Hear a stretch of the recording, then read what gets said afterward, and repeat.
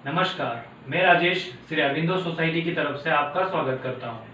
हम आपको शिक्षा में शून्य निवेश नवाचार कार्यक्रम ZIA द्वारा संकलित रोचक नवाचार के बारे में बताएंगे।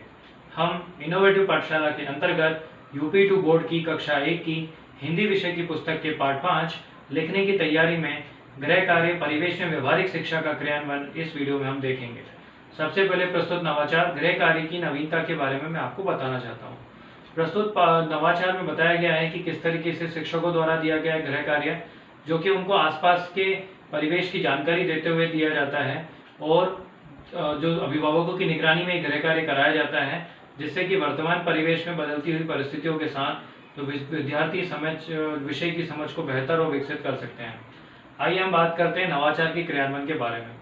यदि नवाचार के क्रियान्वयन की बात की जाए तो प्रस्तुत पाठ में से विद्यार्थियों को गृह कार्य दिया जाता है जो कि आसपास के परिवेश को ध्यान में रखते हुए दिया जाता है, जिसमें छात्र नाम वाले शब्द तथा विभिन्न रेखीय आकृतियों के बारे में की जानकारी को दोहरा पाते हैं, उनका पुनर्अध्ययन कर पाते हैं।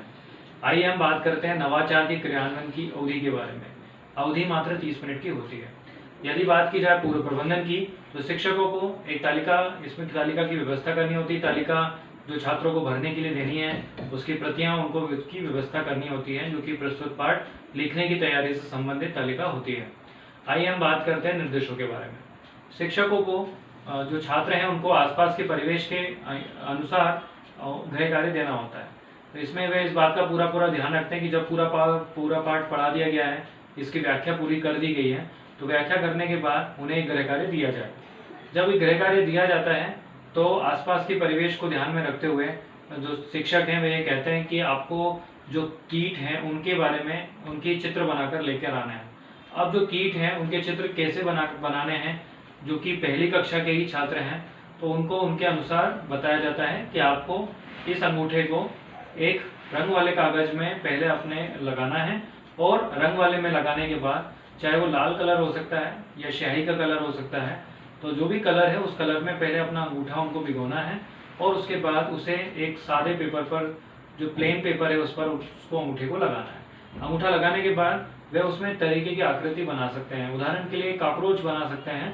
जब वो अंगूठा इसमें लगाएंगे तो उसके बाद जो कॉकरोच है उसके दोनों जो आगे की तरफ हाथ निकले हुए रहते हैं और जो कॉकरोच के आसपास की जो स्ट्रक्चर है, जो संरचना है, वो आसानी से बनाई जा सकती है उसके बाद। तो इसी तरीके की वह उनको चित्र बनाने होते हैं और इसके बारे में लिखना होता है। तो जो तालिका दी जाती है उन्हें भरने के लिए उसमें एक तरफ जानवर का जो है उसका नाम और एक तरफ उसका चित्र बनाने के लिए उनको कहा जाता है। इस तरीके से ये नवाचार विद्यालय में क्रियान्वित होता है। अब चूंकि ये नवाचार गृह कार्य से संबंधित है, घर से संबंधित है, तो इसलिए इसमें अभिभावकों की निगरानी इसमें अत्यंत आवश्यक है। तो प्रस्तुत नवाचार में अभिभावकों के लिए भी निर्देश है। इन निर्देशों को शिक्षक चाहे तो कॉल पे या मैसेज के जरिए या फिर शिक्षक पालक जो बैठक होती है उसमें ये निर्देश उन्हें बताए जा सकते हैं कि जो भी गृह कार्य दिया जा रहा है अभिभावक को किसमें निगरानी आवश्यक है। वे पूरी की पूरी इसमें बात का ध्यान रखें कि जो गृह कार्य किया जा रहा है, जो तालिका में भरने के लिए दिया जा रहा है, वो सही जानकारी इसमें भरी जाए। तो वर्णित जानकारी होती है उसे छात्र दोहरा पाते हैं और जब विद्यार्थी घर में भरने के बाद जब विद्यार्थी विद्यालय में लेकर आते हैं तो इन जानकारियों को वे पढ़ते हैं, सुनते हैं और दूसरों को भी बताते हैं, जिससे कि उनका आत्मविश्वास इसमें बढ़ता है। जो पढ़ाया जा रहा है जो उस विषय की समझ को भी बेहतर और विकसित कर पाते हैं। तो इस तरीके से नवाचार विद्यालय में क्रियान्वित किया जाता है। आइए हम बात करते हैं नवाचार के क्रियान्वयन से प्राप्त होने वाले प्रतिफल के बारे में। आसपास के जो परिवेश है उसके अनुसार जो छात्र हैं वे कीटों के बारे में जान पाते हैं, उनकी संरचना के बारे में समझ पाते हैं। इसके अतिरिक्त भाषा और ध्वनि के बारे में समझ पाते हैं, पढ़ना सीख पाते हैं, जो कि पढ़ने में उनको एक एक करके जब वो बाएं से दाएं में पढ़ना शुरू करते हैं तो उनकी भाषा और बेहतर और हो पाती है। यदि बात की जाए NCF 2005 की तो NCF 2005 में ये जो नवाचार है ये अनुभवात्मक है, जो कि बच्चों के अनुभव के ऊपर आधारित है। इसीलिए जिसमें उनकी आवाज़ और उनकी जो उनके अनुभव है उनको प्राथमिकता दी गई है। इसीलिए NCF 2005 के बिंदुओं को भी ये पूरा करता है। यदि बात की जाए विशेष आवश्यकता वाले छात्रों की तो उनके लिए भी नवाचार आसानी से क्रियान्वित किया जा सकता है। जो उन्हें भी गृह कार्य दिया जाएगा तो उस गृह कार्य को वे भी अपने अभिभावकों की सहायता से पूरा कर सकते हैं। प्रस्तुत पाठ को उत्तर प्रदेश के पाठ्यक्रम के अनुसार जुलाई माह में ही पढ़ाया जाना चाहिए। हम आशा करते हैं इस वीडियो को देखने के बाद इस नवाचार तकनीक को आप अपने विद्यालय कक्षा में अवश्य ही क्रियान्वित करेंगे।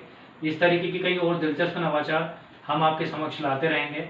आपसे अनुरोध है आप हमारा YouTube चैनल जरूर सब्सक्राइब करें। यदि इस वीडियो को आप फेसबुक पर देख रहे हैं तो हमारा पेज ZIAEI जरूर लाइक करें। इस वीडियो में डिस्क्रिप्शन में एक लिंक दिया गया है जिस पर क्लिक कर आप इनोवेटिव पाठशाला ऐप डाउनलोड कर सकते हैं। इस वीडियो को देखने और लाइक करने के लिए आपका बहुत बहुत धन्यवाद।